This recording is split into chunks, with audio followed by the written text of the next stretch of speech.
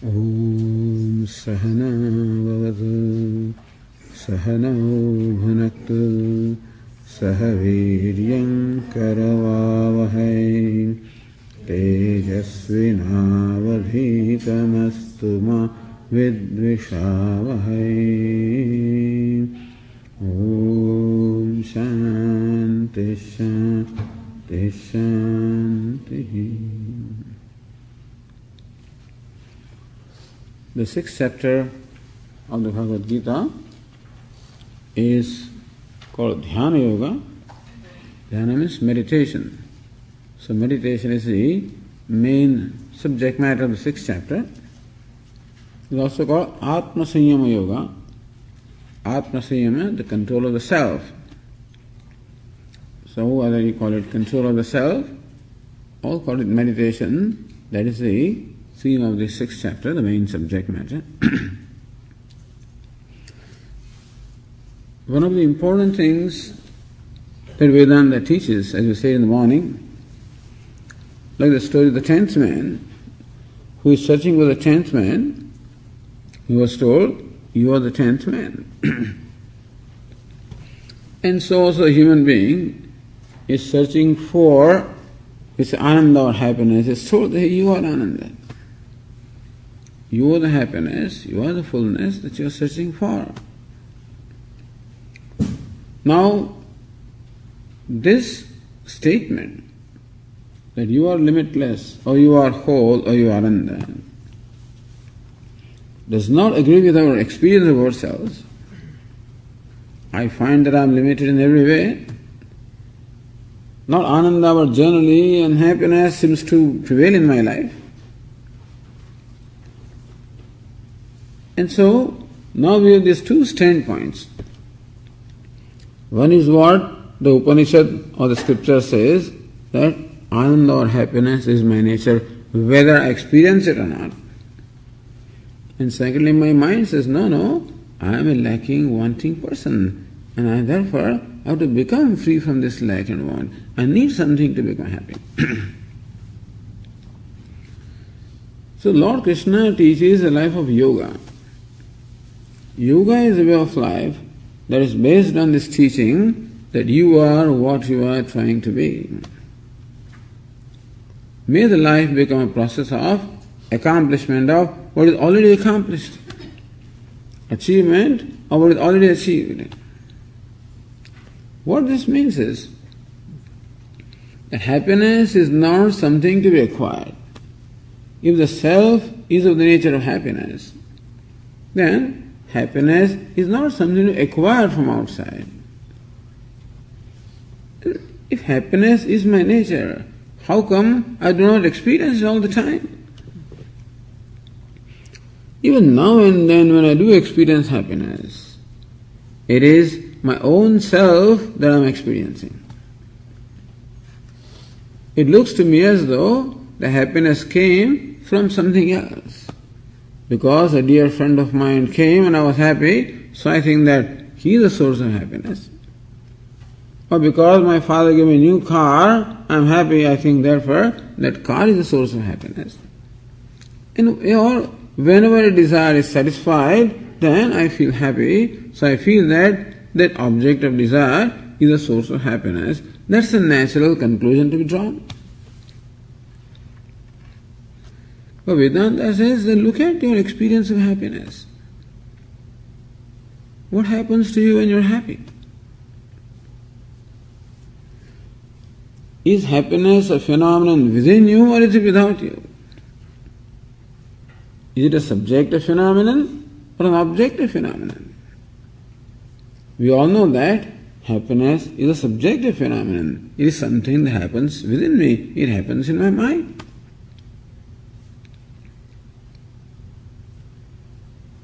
So what happens at that time? Either when I feel happy, there can be one of the two things. One is happiness which was not there came to me. Happiness which was not there got created, and that's how I felt happy.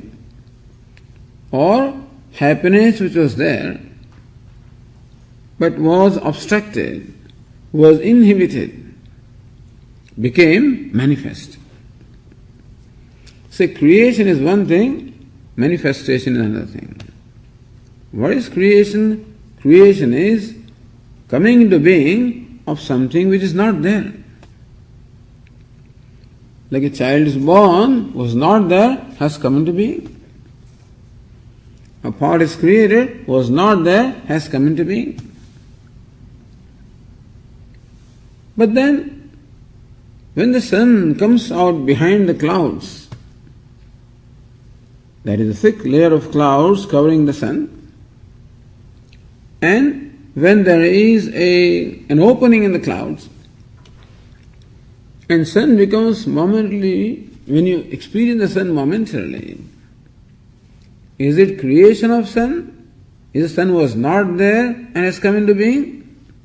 Or sun was already there?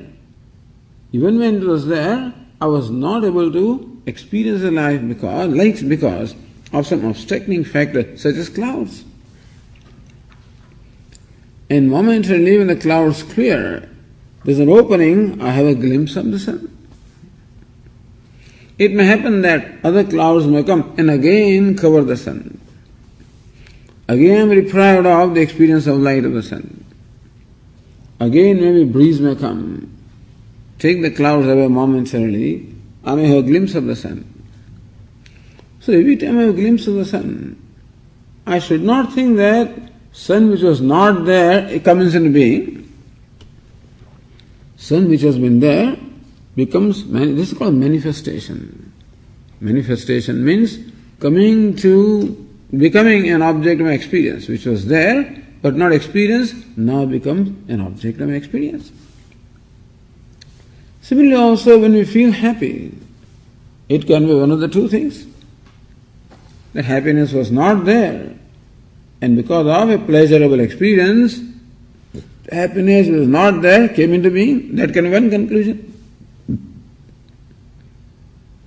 Or other reason also could be that happiness, the self, was always there,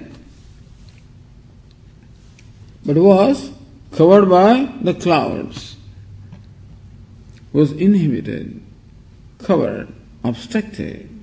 The ananda or happiness, which is my nature, its expression is obstructed by something. What is that something? Lord Krishna would say, raga and dvesha, likes and dislikes. That's a broad term which includes all various negative tendencies of the mind. Whether you call it anger, you call it greed, call it jealousy, call it frustration, whatever you call it. Various tendencies which disturb my mind, which make me feel uncomfortable, which make me feel restless within myself. All these various tendencies are grouped into these two, raga and dvesha, attachment and aversion. So Vedanta teaches that when you experience happiness, it is not that a non-existent happiness has come into existence, but that a happiness which is already there becomes manifest, becomes an object of your experience. This is very important. The scientists say that there was no consciousness before a certain time, and when a certain combination of matter took place in what they call the primordial soup, then consciousness was created. Or they would say that in the brain also, when certain chemical phenomena go on, consciousness is created. That's what they say. But when you switch on the light and the bulb starts glowing, would you say that electricity is created? Electricity was always there. What the switching of light switch does is, it just, electricity was there, becomes manifest as light. So Vedanta says that the consciousness is always there.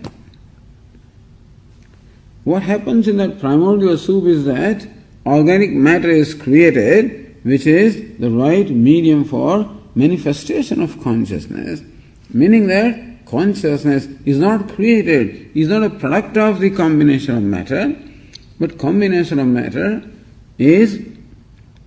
creates a right vehicle for the manifestation of consciousness.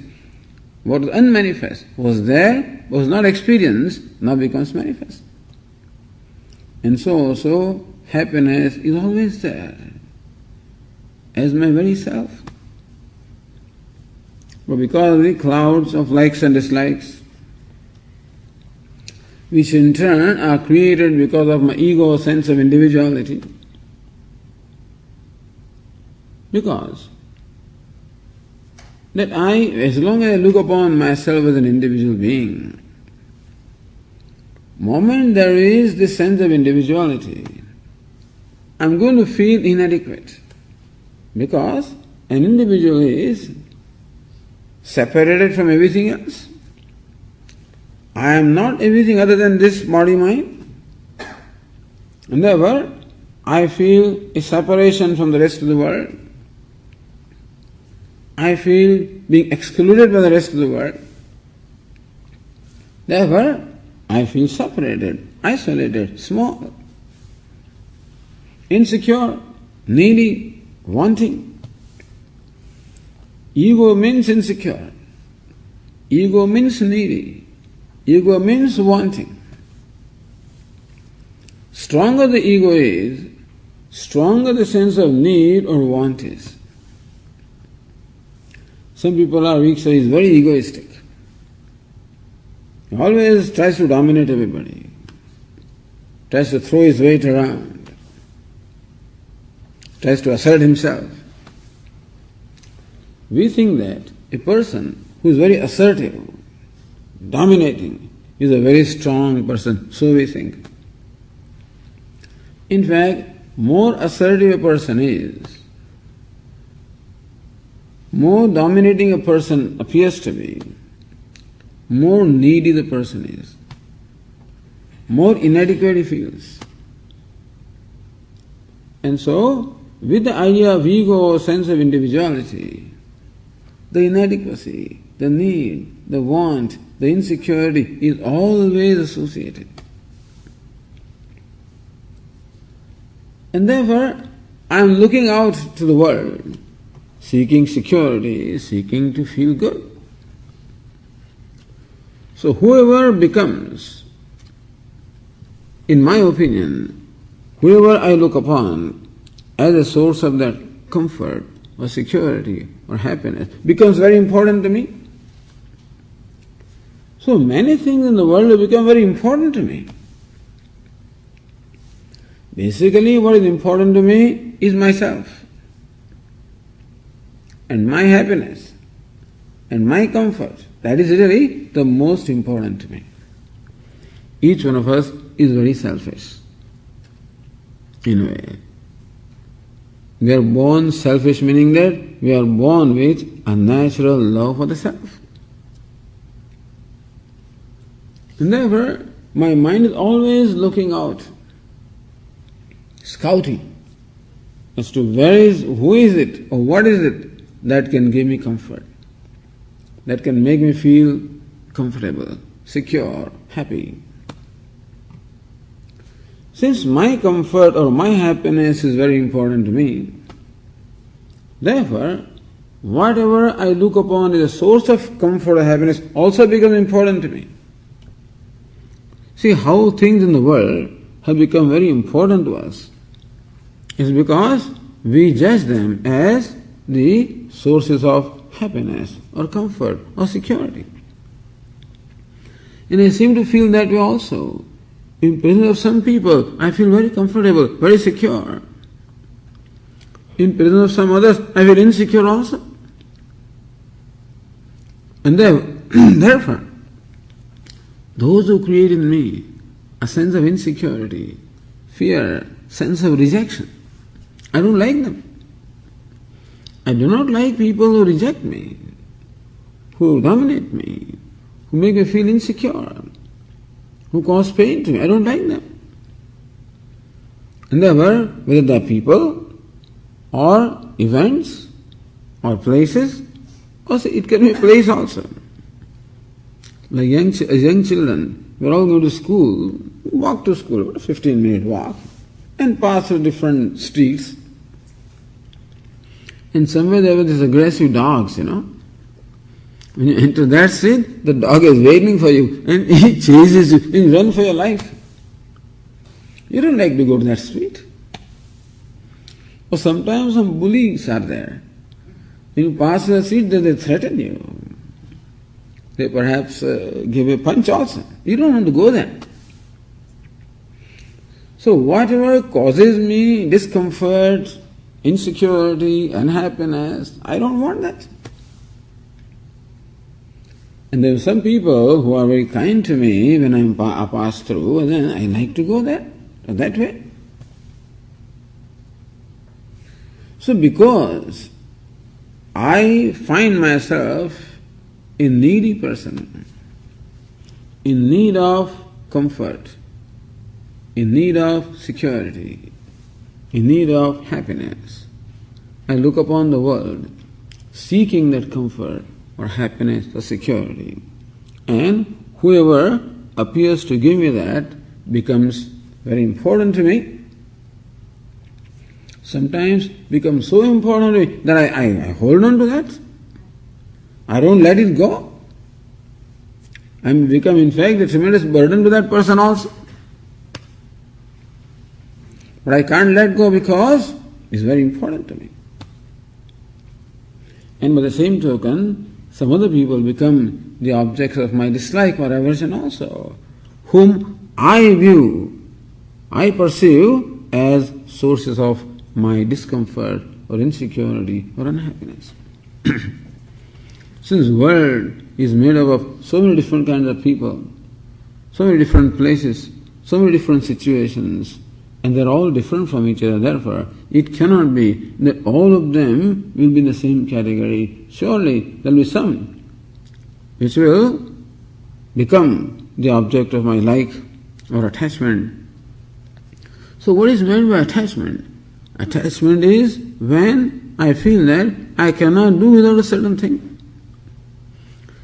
Basically, I cannot do without being happy or comfortable. And therefore, whatever is judged by me as a source of happiness or comfort, I cannot do without that also. I become dependent upon them. Thus I find myself dependent upon many people or many things in life. And their favor is extremely important to me.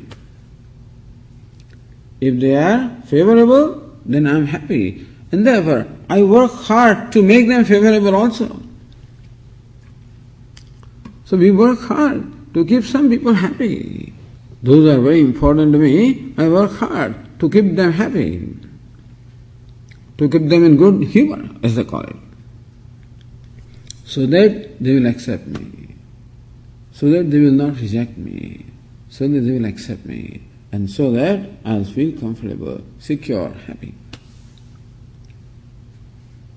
Sometimes I go out of my way. When I am attached to somebody, and somebody, they said, favor is very important to me, it is quite possible that to acquire that favor, I might even hurt somebody, I may be even unfair to somebody in order to acquire the favor of that one. So attachment always brings about aversion, and often brings about unfairness also. Because my emotional need is so strong, that sometimes I cannot be very sensitive as to whether what I am doing is right or not. So right and wrong becomes less important than my getting what I want. My comfort is the most important. Therefore, very often, in order to feel comfortable, I may find myself even compromising what is right and wrong. That is how what is right and wrong is dharma. And very often when my emotional need or my need is very strong, then very often dharma or righteousness or what is right is sacrifice, is compromise. I find myself violating the value. I find myself telling lies, sometimes, little ones. Why? Even, no, you're not a big lie, but a little manipulation. You say things very cleverly, which can be sometimes interpreted two ways, And you say it in such a manner that the listener understands in the way you want them to understand. And when they later on ask you, hey, you told me this, but I told you this, I meant this. But then we do find ourselves compromising little by little. We are not big liars, we are not stealers, we are not thieves. Yes, we are not. A little bit. So when this attachment and aversion are very strong, when I dislike something very strongly, because I look upon that as a source of my insecurity or discomfort, then anyhow I have to keep it away from me. Anyhow I must avoid it, because I just cannot stand it. I must avoid it. Just keep it away. It is possible that in that process I may be unfair also. I may employ unfair means to avoid. Hey, there was this function at your home. How come I did not know? Well, I called you. Maybe you were away. You should have left message on. I think I left a message on a while. Who knows? After all. So anyway, that person comes to know that the person was not present in a very important function. And he accuses me that I did not call that person. Whereas I say that I did call you. I wrote you a letter. Maybe it did not reach you. The postal problem, Or I made a phone call, you're not home, You're away, something like that. Knowing fully well that this is not so. Knowing fully well I didn't want that person to come. But then the formality requires me to invite them, And I don't want them. So I find out ways of somehow avoiding them. And maybe I will tell some lies also to justify my action or justify lack of my action. They're all little things, But then why I'm saying is because these things do happen in our day-to-day life. And how dharma or the values become violated or compromised.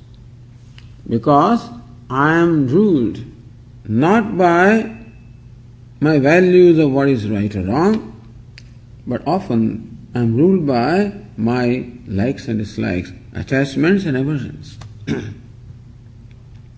Sometimes they are so strong, and more needy I am, stronger the attachments and aversions will be. Stronger I will want those who I think will give me happiness, and stronger I do not want those who I think will give me unhappiness. And stronger the likes and dislikes are, more likelihood there is of compromising value, of violating value, of compromising dharma or what is right.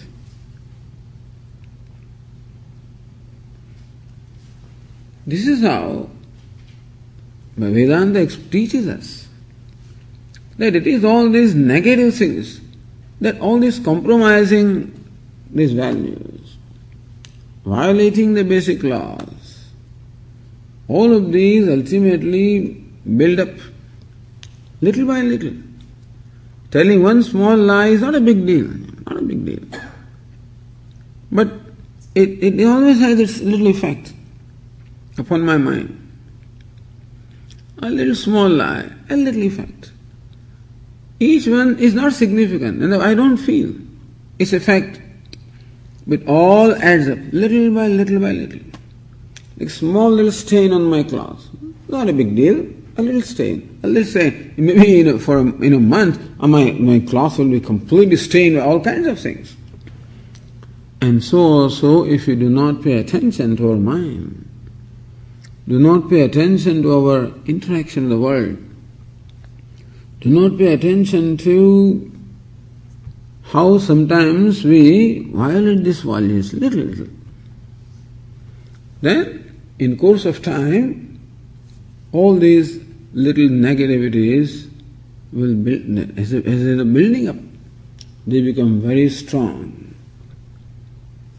Each one is very small, but when you add up all little things, then it gathers a momentum. And I find myself a person who suffers from a conflict, internal discomfort. I am not a happy person.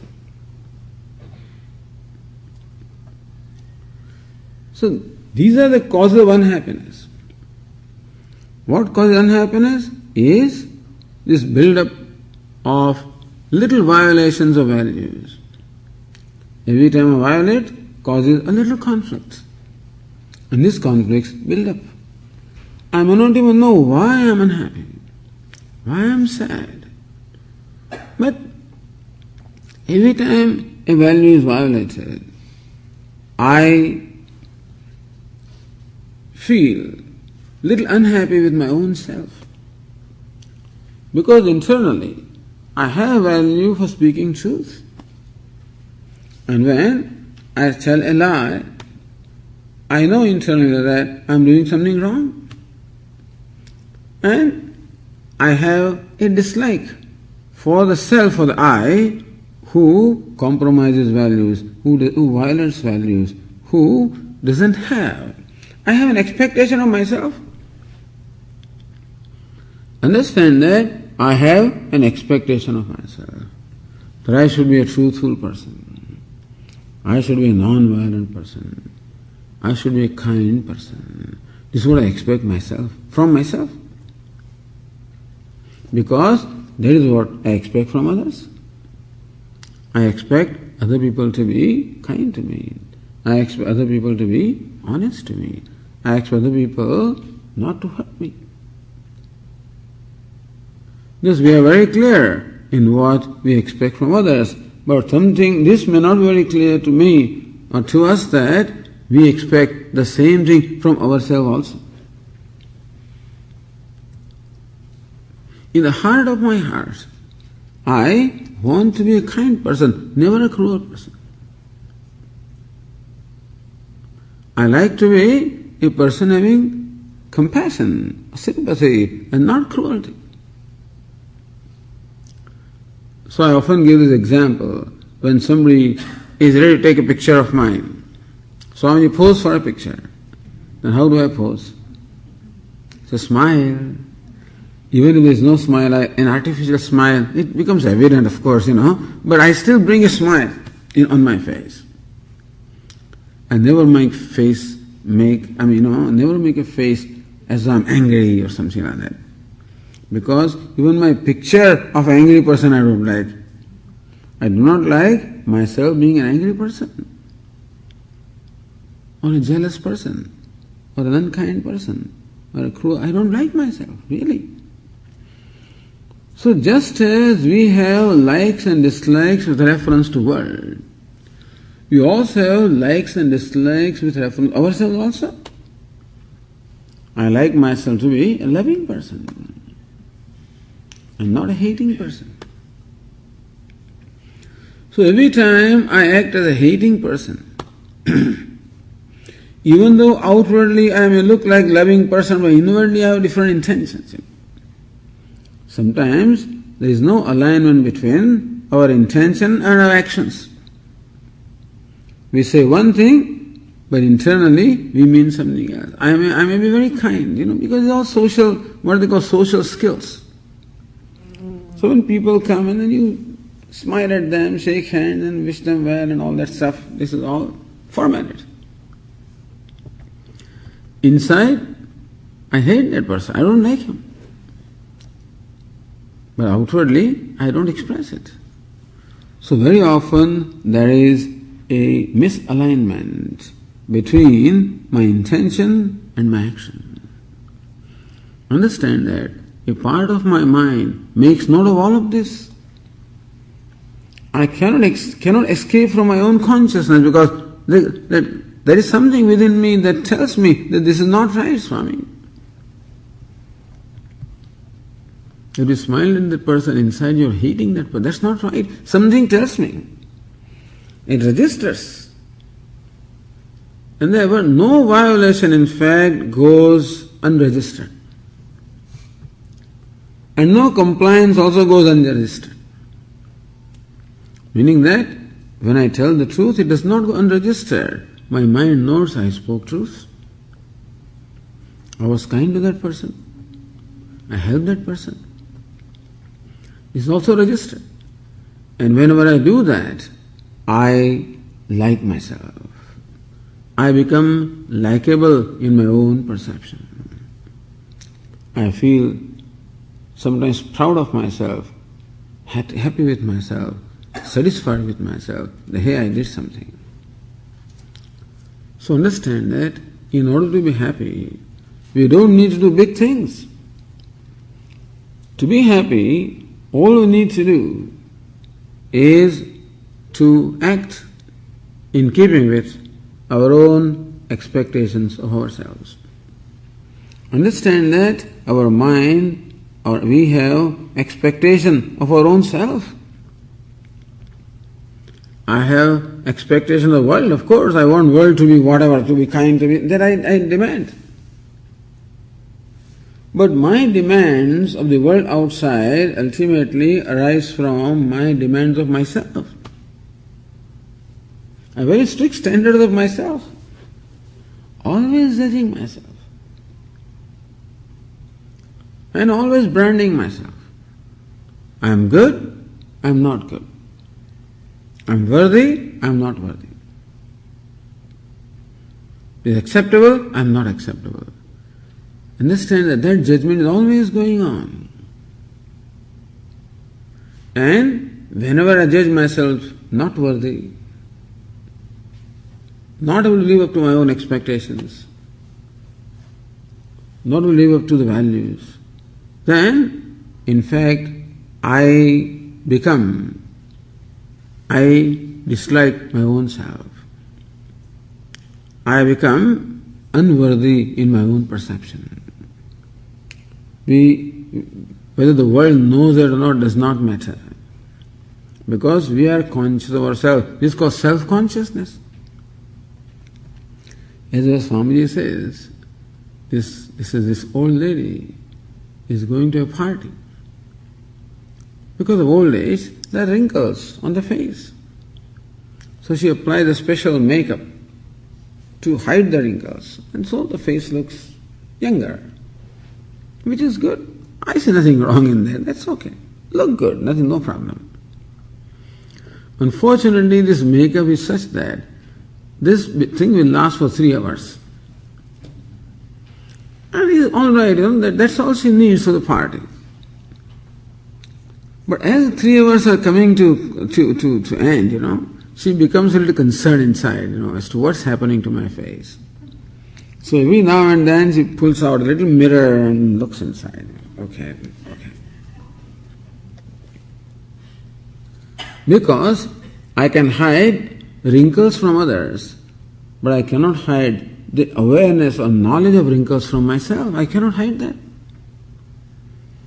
And so also I can hide my little violations from the world. Depends on how clever I am, how smart I am, whatever. But I cannot hide them from myself. And all these little violations, they all build up. And that is in fact what is the cause of my unhappiness or sorrow or sadness. If we do not pay attention, this can build up until to make me even depressed or depression. All of this is only from self-dislike, nothing else. There is no cause of my happiness other than my disliking myself. And there is no cause of happiness other than my liking myself. Whenever I like myself, I'm happy. Whenever I dislike myself, I'm unhappy. Simple as that, nothing else. Whether I pass the test or not is a different matter. Whether I gain success and wealth in my life is a different matter. If all those achievements make me feel myself that I'm likable, then it's fine. Then they will make me happy. Even in spite of achievement of those things, I do not feel that I am likable, they will be ineffective in making me happy. Poor human being does not know this simple thing, because his conclusion is that happiness always comes from something else. And therefore, for the whole life, he is always striving to achieve what he does not have, to acquire what he does not have, to become what he is not. Not recognizing that happiness is a subjective phenomenon. All that he needs to do is to become acceptable in his own perception. Therefore, what should we do to be happy? And there is no choice in being happy. To be happy is a natural desire. Not a cultivated desire, a natural desire, meaning a desire I am born with. And that is the desire behind all the desires anyway. So that in order to satisfy the desire for being happy, what should I do? Should my life become a process of acquiring what I do not have? Or rather, should my life become a process of creating an atmosphere in mind so that I become likable to myself? What should I do for being happy? And this happiness means success also. Even though the world may equate success with wealth, etc., but really that is not success. Success also is only when I am happy. Even though the world may call me a successful person, important is whether I call myself successful or not. That is more important than whether the world calls me successful. It's quite possible that the world may call me a failure, but then I am thinking that I am successful, that's fine. Or the world may call me a successful person. If I think I am a failure, well, that's all that counts. What counts is my opinion about myself. It is true that very often my opinion of myself is based on world's opinion of me. And therefore I am always seeking approval, trying to please others so that they will think good of me, and then I will feel that I am okay. But ultimately, what counts is my opinion of myself. So what makes sense? What kind of life should I live? Should my life become a process of acquiring what I don't have, hoping that when I get them, I'll be happy? Or rather, should my life become a process of getting rid of all those inhibiting factors, things that are all built up in my mind, those little violations that are built up in my mind, which cause sometimes jealousy, sometimes anger, sometimes resentment, sometimes frustration, sometimes sadness. That is what obstructs or inhibits the happiness which is my nature. Therefore, who is an intelligent person? Intelligent person is called yogi. At the end of this chapter, Lord, Tasmad yogi bhava Arjuna. Hey Arjuna, therefore, may become a yogi. Live your life intelligently. Recognize what it is that you want, that you just want happiness, nothing else. And happiness is nothing but the inner satisfaction that you have with yourself. The inner satisfaction comes when you are worthy in your own perception. And that worthiness comes when you fulfill your own expectations. And those expectations are nothing but basic values of life. Recognize that you have an expectation of yourself that you should be able to follow those basic values of life, such as honesty and truthfulness, non-violence and kindness. Therefore, living a life of these values then would be a process of making our life successful. Is it not so? In the true sense. Therefore, our life, rather than becoming a process of acquiring happiness, should become a process of bringing happiness to manifestation. Rather than attempt to create another sun, all we need to do is to remove the clouds. So also, rather than trying to create the sun that is happiness, our attempt should be only to remove the clouds which are obstructing the manifestation of happiness. So all these obstructing factors are reduced to these two: attachment and aversion, raga and dvesha, likes and dislikes. All those little irritants which are there within me, those irritants that make me irritated with myself, which make me uncomfortable with myself, all those can be reduced to these two: raga and dvesha.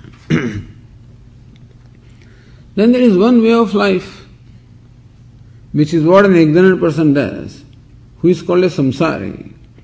What does he do? He always wants to fulfill his raga dveshas, thinking that fulfilling raga dveshas will make him happy. Not recognizing that as you fulfill your raga dveshas or likes and dislikes, they in fact become stronger than before. So these likes and dislikes are compared to fire. And fulfilling likes and dislikes is compared to pouring butter in the fire. You cannot quench fire by pouring butter in there. The fire becomes stronger and more demanding. And so also, we cannot hope to quench the fire of likes and dislikes by satisfying likes and dislikes. The very famous verse which says, Nijatu kamah kamanam upabhogena shamyati havisha krishna vartmeva bhuya eva vivardhate. Nijatu kamah kamanam upabhogena shamyati. By fulfilling desires, meaning by fulfilling likes and dislikes, don't think that likes and dislikes will be removed or eradicated. Likes and dislikes are like fire, and by satisfying the fire, more you offer the firewood to the fire, more flagrant and more demanding it becomes, and so also more we satisfy the likes and dislikes, stronger they become. And stronger the likes and dislikes, more dependent I am, more helpless I am.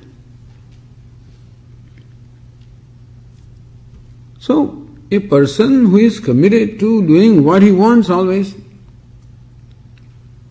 at any cost I must get what I want, at any cost I must avoid what I don't want, at any cost I must only fulfill my likes and dislikes, that person does not recognize that in that process he keeps on becoming more and more dependent, more and more helpless, because his own likes and dislikes control him.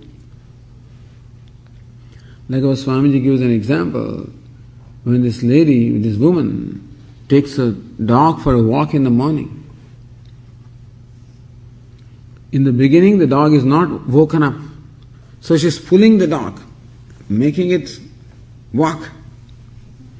After a while, the dog is all woken up, is all energetic, then he starts running, and then she pulls the lady.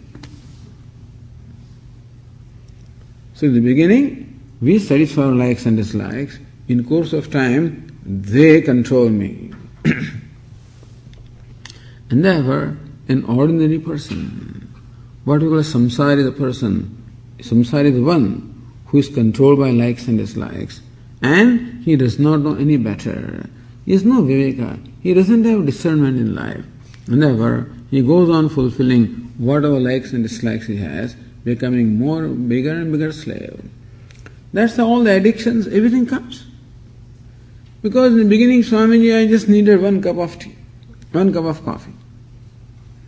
But now I find I need stronger and stronger coffee. The coffee is becoming stronger because to create the same effect, that mild coffee was not enough. Even 1 cup is not enough now.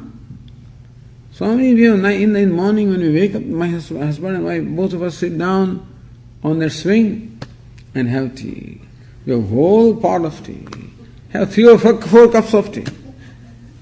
Nice, enjoy. But then the thing is that if you don't get that tea, then you are miserable. Therefore, it's not the person who is drinking tea is drinking him. The thing is, do we have the freedom? The criterion is whether do I have the freedom to do what I want to do. As I said, human being is gifted with what we call the free will. But do I really exercise the free will? Or my free will actually is hijacked by the likes and dislikes. We think that we are free to do what we want, but we are not. Yes, we are free, looks like, everybody exerts their freedom. I'll do what I want. Don't tell me what I should do. Even children also, as they grow up, they tell their parents, I know what I'm doing. Fine, I wish you knew what you're doing. Is it you who is doing what you're doing? Or it is your likes and dislikes that are doing what you're doing? It is wonderful to have freedom because freedom is what we love. And therefore we find everybody asserting the freedom because there is natural love of freedom. But very often we cannot distinguish between what we call freedom and bondage. We think that freedom means the freedom to be able to express my likes and dislikes, to do what I want and not do what I don't want. But that's not the freedom because it's not you who is doing it, it is your attachments and aversions that are doing that thing. And then where is the freedom? There is freedom when I exercise my free will. There is a freedom when my action is a deliberate action and not an impulsive action. So whenever my likes and dislikes, my feelings, my emotions, such as anger, etc., when they control me, then it is not a deliberate action, it is an action which is, in fact, performed out of helplessness. So people who are asserting their freedom may not recognize that in fact it's not freedom. There is some pressure inside that forces me to do things. In the 3rd chapter, Lord Krishna says that a person cannot remain quiet even for a moment because the discomfort within his mind compels him to do things. So Lord Krishna says, do you have freedom not to do something? Then say that you are free. If you have freedom not to do something. So doctor has advised me to avoid sweets from now on because of the blood condition. The blood work is done. I'm shocked to see the sugar content in my blood. And now you are so kind that you serve me the sweets anyway, because you invited Swami, he comes to your home maybe once in a year or two. And Swami says, I'll just eat some bhakri and that. What is this, Swami? That's not the way. And so when you come to my home, please don't observe these rules. But that's what everybody says, So in all kindness, they serve you these sweets, which I love, of course. But who decides whether I eat or not? Sometimes I don't even know that I just pick up and put it in my mouth and I realize, hey, wait a minute, I'm not supposed to do that. Meaning that action is not performed deliberately, it is an impulsive action. Action performed out of impulse. I don't have freedom not to eat that time. My freedom not to do something has been in fact, as I said, hijacked from me by my strong urges, strong likes and dislikes.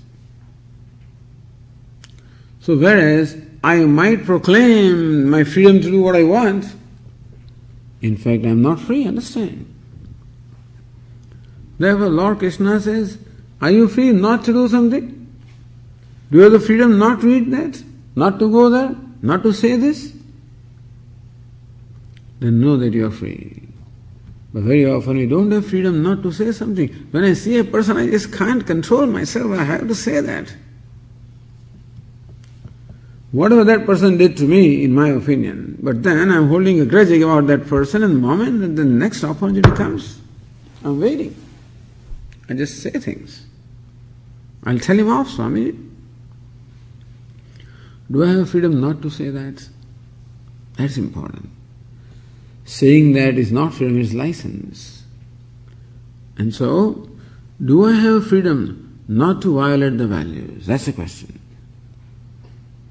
Then you can say that I am free to do what I want and I am free not to do what I do not want. Very often, people are not free. So freedom is not license to do what I want. Freedom also is an internal or subjective phenomenon. Whether I have the control over my own impulses or not. Do the impulses control me or I control them?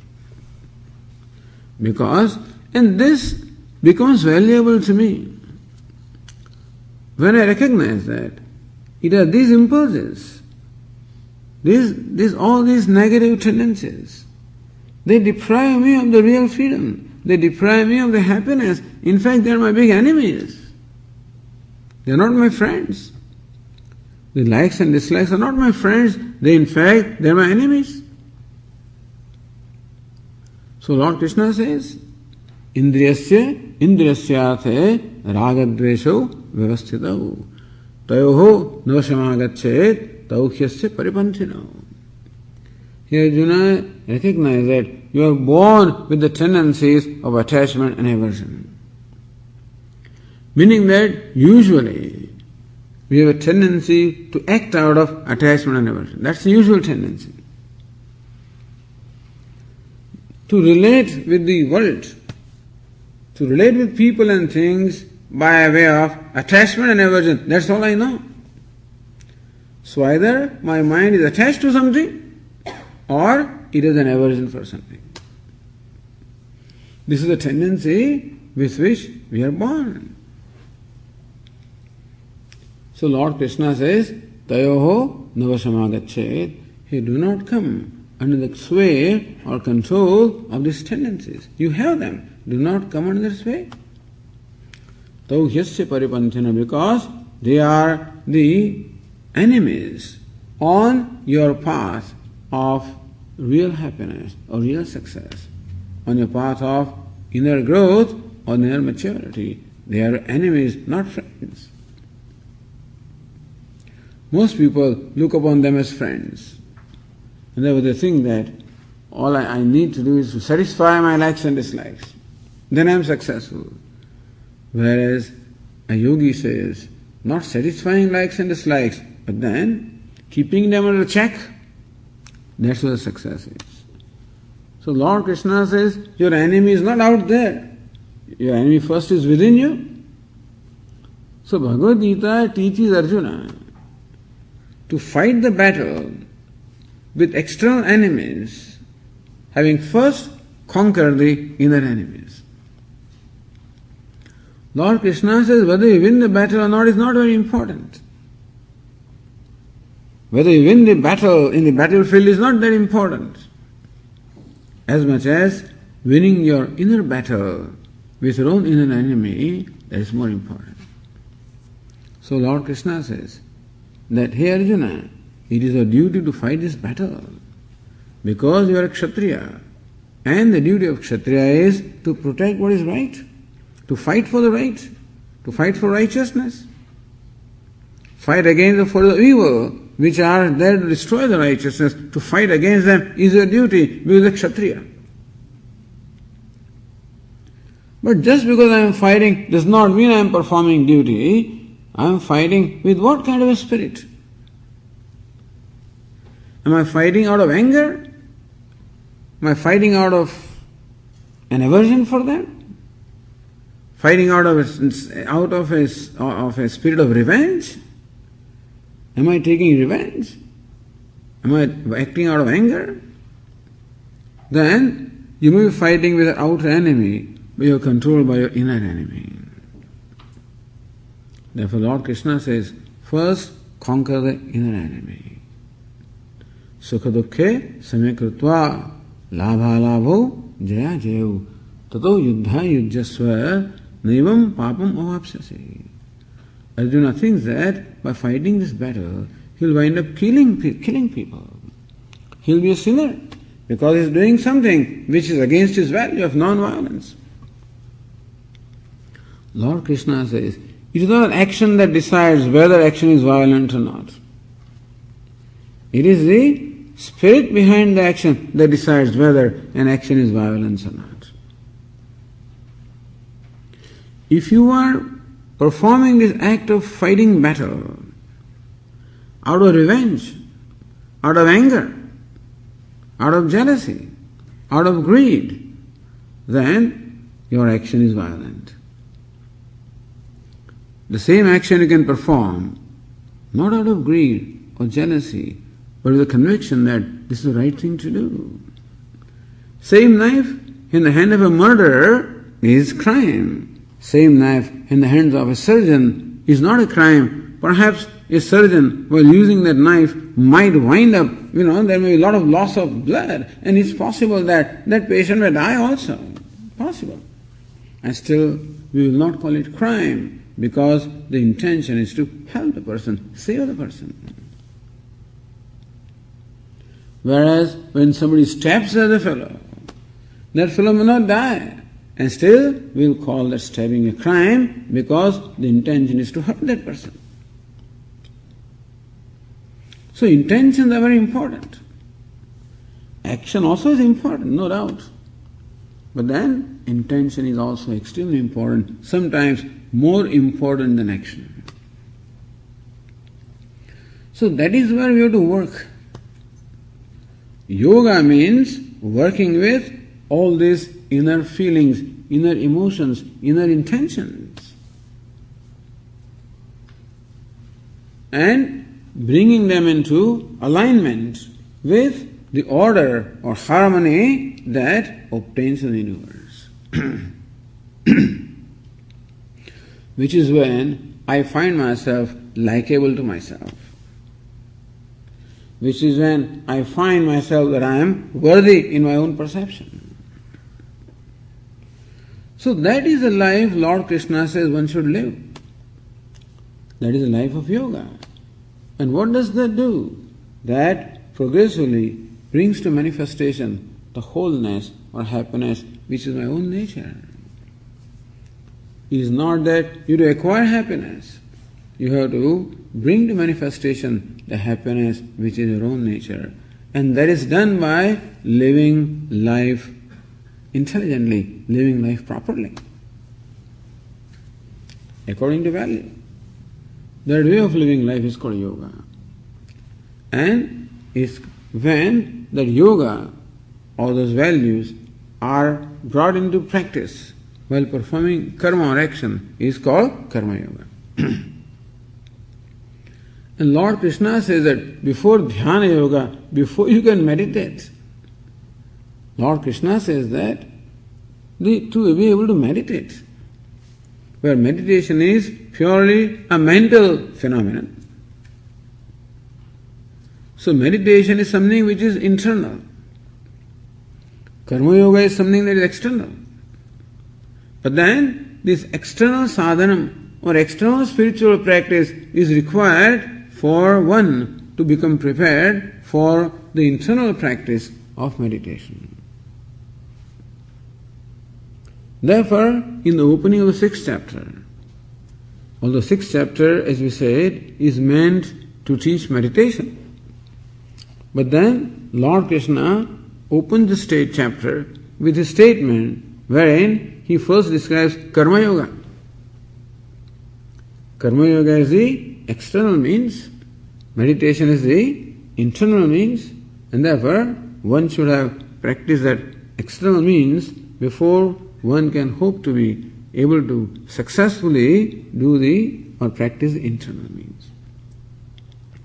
So now, tomorrow as we see the 6th chapter, the first verse is opening with Lord Krishna's statement. Let us read that first verse of the 6th chapter.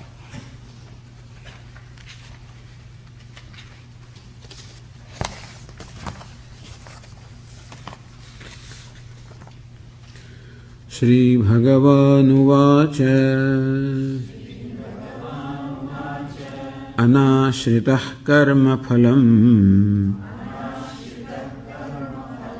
कार्यं कर्म करोति यः स सन्न्यासी च योगी च न निरग्निर्न चाक्रियः.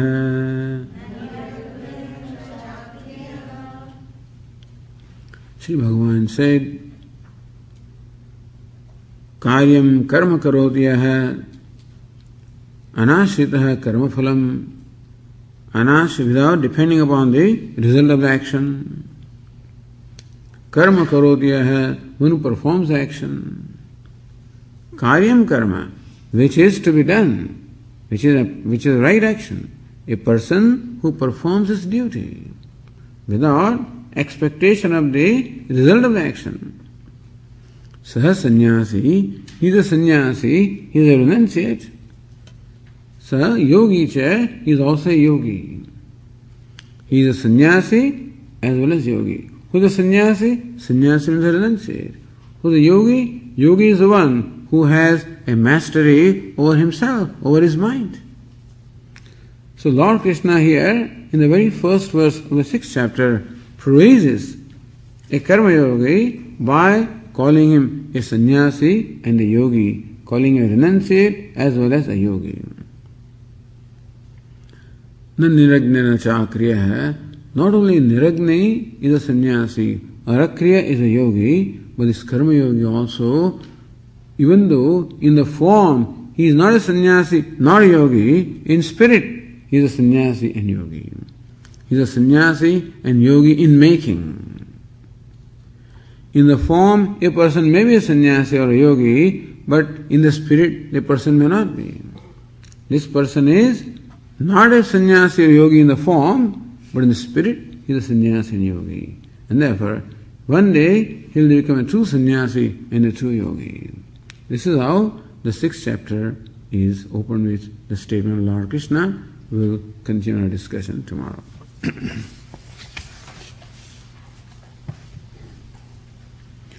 Om Purnamadav Purnamidam Purnat Purnamudachyate Purnasya Purnamadaya Purnameva Vasishyate. Om Shanti Shanti Shanti.